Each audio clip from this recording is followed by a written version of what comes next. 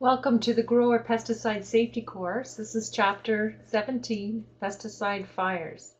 Chapter 17 starts on page 175 of the manual. There are 7 slides in this presentation, and it will take us about 5 minutes to review. By the end of this lesson, you will be able to describe what can be done to prevent fires, list the steps to include in a pre-fire plan, describe what to do in the event of a fire. Fire in a pesticide storage area can be extremely dangerous. The fire is the main hazard, but there are additional dangers of the pesticide poisoning and contamination happening from a fire. Pesticides may be flammable or explosive, and the fumes and runoff water can be toxic. The first step in fighting fires is to prevent them, and you may prevent fires by not using open flames for welding, burning, cutting, and storing combustibles, storing pesticides far away from materials that could ignite, making sure buildings meet the required codes and building and electrical codes and the Ontario Fire Code. The fire department may offer prevention services for this, and secure doors and windows to prevent unauthorized entry. Just safety overall for prevention of fires. If you go online, ontario.ca/farm safety has information to help you prevent and prepare in case of a fire. And plan ahead. Make sure everyone knows what to do in an emergency.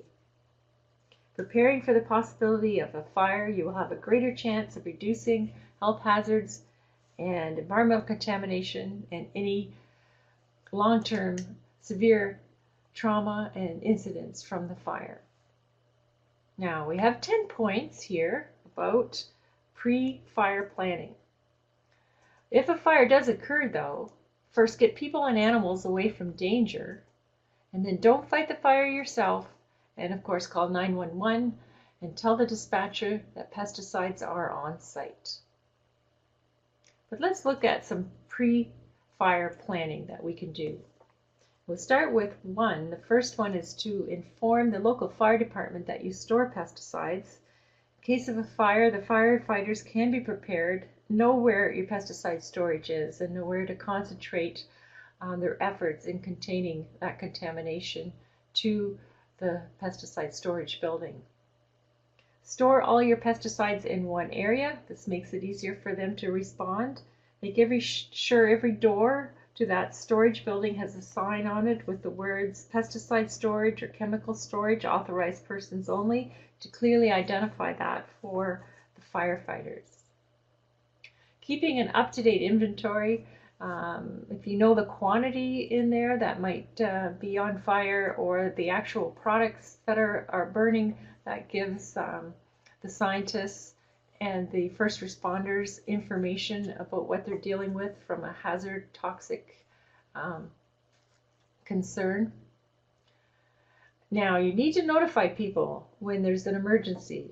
So keep a list of employees to call when there's an emergency and keep the list up to date.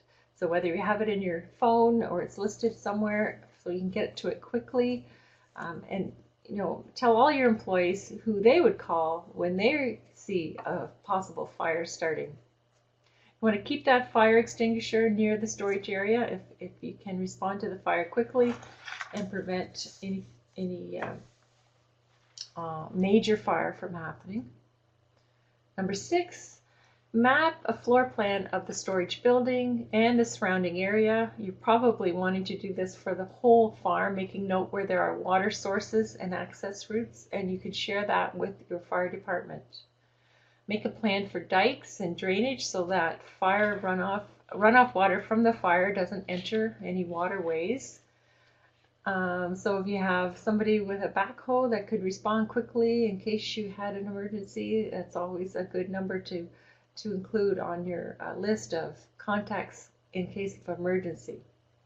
Purchase and keep drain covers close by, ready for use to prevent water from entering drains. And we have a picture here showing a drain cover going over a drain. Train employees and family members what to do in an emergency. Um, it's a good idea to have a written emergency plan, maybe a couple of fire drills so that workers know what to do, who to call, who's going to take control, and what their task or main responsibility would be in the case of an emergency. And make sure that all employees would be contacted in an emergency. The first priority is to keep everyone out and prevent anyone from entering into the area.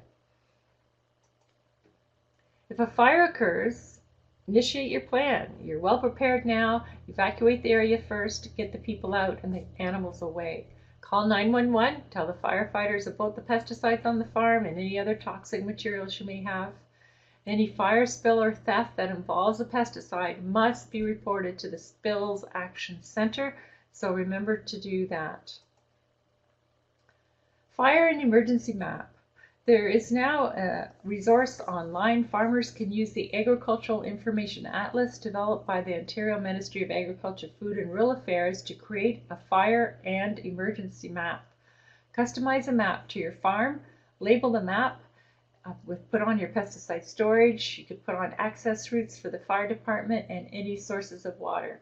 So a good online resource that makes mapping your farm a quick and easy thing to do. I might mention that the Perth East Farm Fire Safety Program, and if you Google that online, has a good video, and it's more at stake than the barn is what the video is called, and they have some other resources there as well. So you may want to take a moment to review that resource and watch the video.